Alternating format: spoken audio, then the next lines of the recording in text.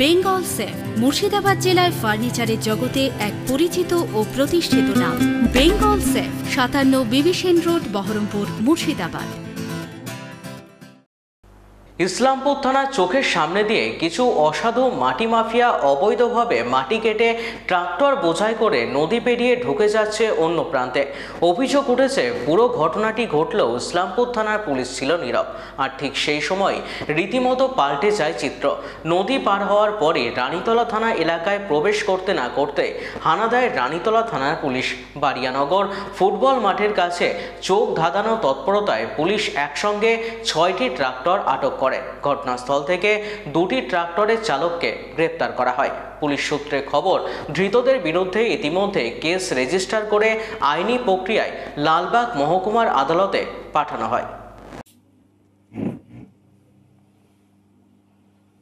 প্রথমত যে আপনি প্রথম যে কথাটা বললেন যে একটা থানার আন্ডারে মাটি কাটতে গেলে, মাটি কাটার যেহেতু এটা সমতল ভূমি, সেক্ষেত্রে মাটি কাটতে গেলে আপনাকে বিএলআর এর পারমিশন নিতে হবে।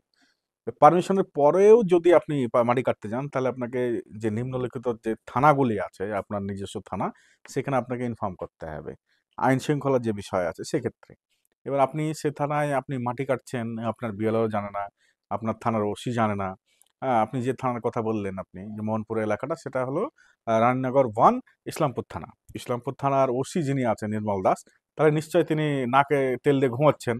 হ্যাঁ, তিনি জানতে পারলেন না পাশের থানার যিনি ওসি আছেন অরিজিৎ ঘোষ মহাশয়, তিনি ব্যাপারটা জানতে পেরে নিজস্ব এলাকায় ঢোকার আগেই তাকে গ্রেপ্তার করেছেন এবং তার পার্টিকুলার থানার আন্ডারে কেস রুজু করেছেন। তিনি অবশ্যই ভাববা এবং খুব ভালো কাজ করেছেন, এটা জেলা জুড়ে তার প্রশংসার যোগ্য।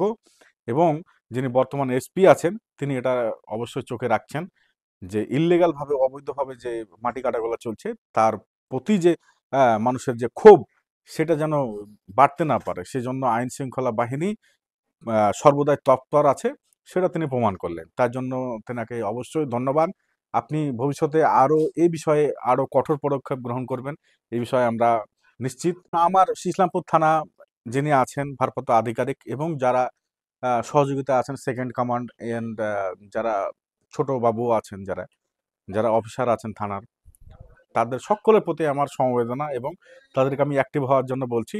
তারা যেন অতি অবশ্যই নিজের থানার আন্ডারে কি হচ্ছে না হচ্ছে সে বিষয়ে তৎপর থাকেন, সদা তৎপর থাকেন, ২৪ ঘন্টা যেন তৎপর থাকেন। আমি advocate Shahjahan Ali, Lalbagh court. Bengal safe Murshidabad জেলায় ফার্নিচারের জগতে এক পরিচিত ও প্রতিষ্ঠিত নাম। বেঙ্গল সেফ ৫৭ বিবি সেন রোড, বহরমপুর, মুর্শিদাবাদ।